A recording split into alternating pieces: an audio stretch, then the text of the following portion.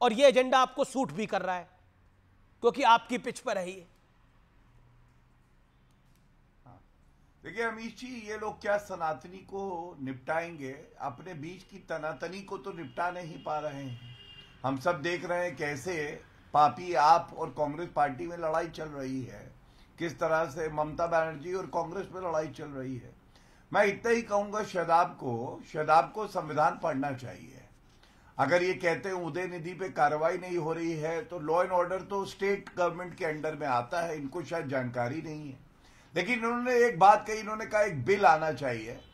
मैं तो कह रहा हूं अगर वो बिल आ जाए जिसकी बात ये कर रहे थे, तो कुछ चूहे बिल में ना घुस जाएं।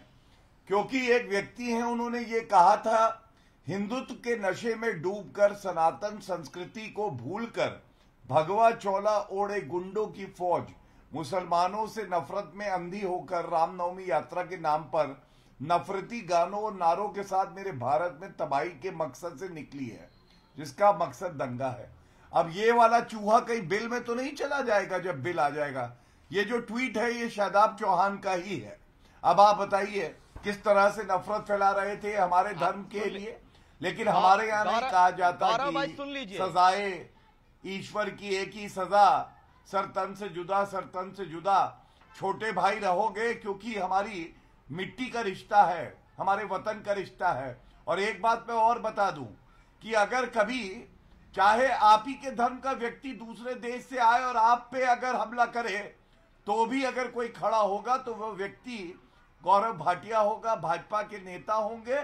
चाहे विचारधारा कितनी भी अलग हो, हम ये नहीं कहेंगे कि इनको नष्ट कर दो, इनको इरेडिकेट कर दो। ये एड्स है, डेंगी है, मलेरिया है, ये कुष्ठ रोग है, ये हम नहीं कहेंगे। और शादाब आज माफी भी मांगो।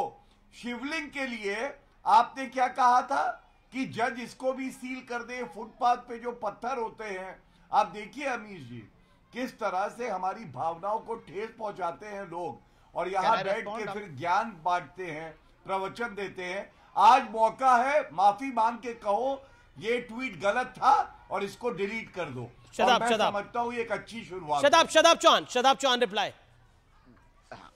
गौरव भाई, आप हमारे बड़े भाई हैं और मैंने आपसे कई बार कार्यक्रमों में कहा है कि वैचारिक मतभेद हमारे देश को प्रगति के पथ पर ले जाने के लिए हैं। किसी धर्म से, किसी जाति से विरोध नहीं है। और जब बात दुश्मन देश की आती है, चाहे वो आईसिस के जानवर हो, चाहे पाकिस्तान के लोग हो, चाहे चाइना हो, क्या बताइए कि आपके कांधे से कांधा मिलाकर डिबेट के कार्यक्रम में हमने उनको नहीं ललकारा है। और हाँ, मैं इस बात को कह रहा हूं कि अगर कोई व्यक्ति धार्मिक मूल, मैंने गलत तरीके से इंटरप्रेट किया गया, उसमें मैंने क्लैरिफाई भी किया। मैंने क्लैरिफाई किया कि मैं कभी किसी की मूल आस्था के प्रति न कभी पर आपने ये किया था, उसका विरोध करता हूं। पर आपने ये किया था, एक शब्द बोलता है मैं उसका विरोधी हूं। पर आपने ये किया था। माफी मांगने में क्या है? मैंने, आप छोटे भाई हो, मैं बड़ा भाई हूं, आपको नसीहत दे रहा हूं, माफी मांग लो, कह दो ये ट्वीट गलत था।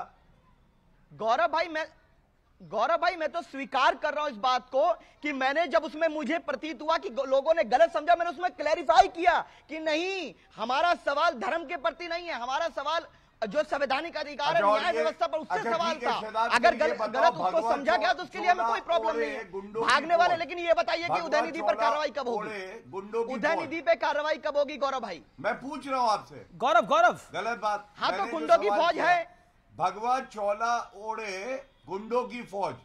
अगर आपको कोई कहे जालीदार टोपी लगाए गुंडों की फौज, आपको अच्छा लगेगा? मैं पूछ रहा हूं। अच्छा, एक सवाल मेरे मन में आया, क्योंकि सुन लीजिए। जी, okay. Shadab Chauhan 10 second reply, 10 second reply. ये भगवाधारी गुंडे क्या होते हैं? अगर कोई व्यक्ति, अगर कोई व्यक्ति टोपी ओढ़ करके, नारा लगा करके इस्लाम का बेगुनाहों पर अत्याचार करेगा, बेगुनाहों को मारेगा, हमारे हिंदू भाइयों पर अत्याचार करेगा, शोषण करेगा, तो शादाब उनको भी गुंडा कहेगा। और अगर कोई गोडसे की विचारधारा वाला होगा उसको भी गुंडा कहेगा। हम ये नहीं करते, दो तरफा बात नहीं करते गौरव भाई। नहीं, अब मैं बताता हूं, चलिए दो तरफा की बात तो हुई, लेकिन मैं विवेक श्रीवास्तव जी का रुख करना चाहता हूं। विवेक श्रीवास्तव जी, 2024 में जब अलायंस की सरकार आएगी, एक कहावत तो ये भी है, ना नॉर्मल तेल होगा ना कहानी बढ़ेगी आगे, लेकिन फिर भी माना भाई आपकी सरकार, अलायंस की गवर्नमेंट आएगी, तो प्रेस फ्रीडम इंडेक्स की बड़ी बात होती है। तो ये प्रेस फ्रीडम इंडेक्स का क्या होगा? आप तो पत्रकारों को बैन कर रहे हैं, बड़े बड़े मीडिया समूह को बैन कर रहे हैं, एडिटर इन चीफ्स को बैन कर रहे हैं, मैनेजिंग एडिटर्स को बैन कर रहे हैं। मैं ये समझ में नहीं आ पा रहा कि ये प्रेस फ्रीडम इंडेक्स इससे आगे बढ़ जाएगा क्या? मतलब ये तो इंदिरा गांधी जी ने जब इमरजेंसी लगाई थी तब नहीं हुआ था ये। अच्छा, ये आए क्यों है ये तो पूछ लीजिए। आप समझिए, ये आए क्यों आपके कार्यक्रम में? हैं और नौकरी पेशा बहुत से पत्रकार हैं। अमीश भाई सुनिए जी, बहुत से पत्रकार नौकरी पेशा हैं, सबको अपना पेट भरना है, सबके अपने परिवार हैं, सबका अपना कैरियर है। सरकार की तरफ से इतना ज्यादा प्रेशर पत्रकारों और चैनलों पर है कि बहुत जगहों पर एक पर्टिकुलर एजेंडा को पत्रकारों को भी फॉलो करना पड़ता है। ये जो INDIA की पॉलिसी अगर आएगी, इससे सबसे ज्यादा बेनिफिट पत्रकारों को ही होगा। सरकार खुद रियलाइज करेगी क्या गलत वो कर रही है, किस तरह से चैनलों का किस तरीके से एड्स जी। लेकिन मेरा सवाल यही है, क्या ये सब करने से प्रेस फ्रीडम इंडेक्स ऊपर चला जाएगा? इसका जवाब है कि झूठ के पैर नहीं होते और इसलिए झूठ बोला गया, इसलिए पैर नहीं है। लेकिन सत्य के साथ सामना होगा। Jagat Guru Ram Bhadracharya, super duper exclusive. अगर ये नहीं देखा व्यूअर्स तो आपने कुछ नहीं देखा। हनुमान चालीसा में कौन सी त्रुटि है, किसकी सरकार बनेगी 2024 में, पूरी कहानी।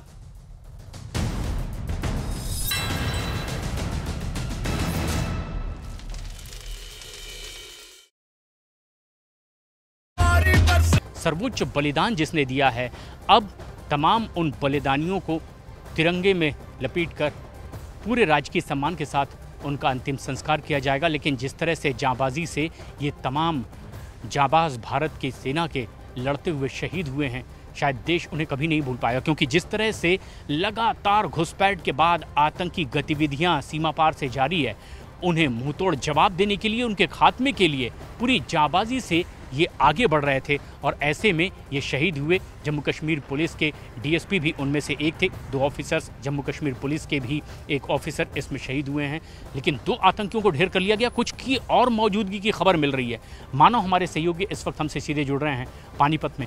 मानो जिस तरह से जांबाजी से लड़ते हुए देश की रक्षा के लिए सर्वोच्च बलिदान इन शहीदों ने दिया है, किस तरह का परिवार का रिएक्शन है?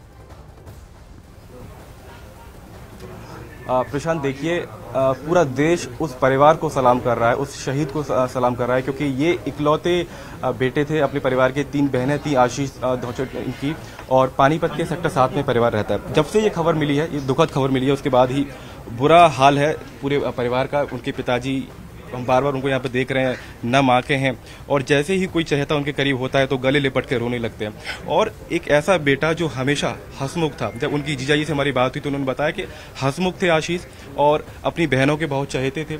और जब उनसे आखिरी बार बात हुई तो आप इससे अंदाजा लगाइए कि देश सेवा में किस तरह से तत्पर रहते थे कि उनकी बहन ने कहा कि पिताजी की तबीयत खराब है, घर आ जाइए। तो उन्होंने कहा कि मेरे सर्च ऑपरेशन यहाँ चलते रहते हैं, मैं अभी नहीं आ सकता। अगले महीने 23 अक्टूबर को जब मेरा जन्मदिन है तो नए घर में गृह प्रवेश होना है, उस दौरान मैं घर आऊंगा। और यही बात हुई और कहा कि 3-4 घंटे बाद मैं आपको कॉल करूंगा, अभी मुझे सर्च ऑपरेशन के लिए जाना है। लेकिन नियति को कुछ और ही शायद मंजूर था। अब आशीष हमारे बीच नहीं है, लेकिन परिवार के साथ वो तमाम यादें हैं, बचपन से वो तमाम चीज़ें हैं जो परिवार अब उस शहीद के लिए जीवन भर संजो कर रखेगा। लेकिन देखिए, बच्चों को प्रेरणा अपने घर वालों से मिलती है। आशीष के चाचा एयरफोर्स में थे और आशीष ने बचपन से देखा कि किस तरीके से चाचा देश सेवा में लगे हुए हैं। और मैं ये वो घड़ी है जब बात नहीं करनी चाहिए, क्योंकि एक परिवार दुख में है, लेकिन वो दर्द शायद देश के साथ हम लोग साझा कर पाए। चाचा जी, मैं माफ़ी चाहूँगा कि मैं आपसे इस मौके पे बात करना चाह रहा हूँ। किस तरीके से आपने प्रेरणा दी बेटे को कि वो देश सेवा में जाए? वो इंस्पायर था, मेरे साथ अच्छे उसके संबंध थे। वो मेरे को पापा बोलता था।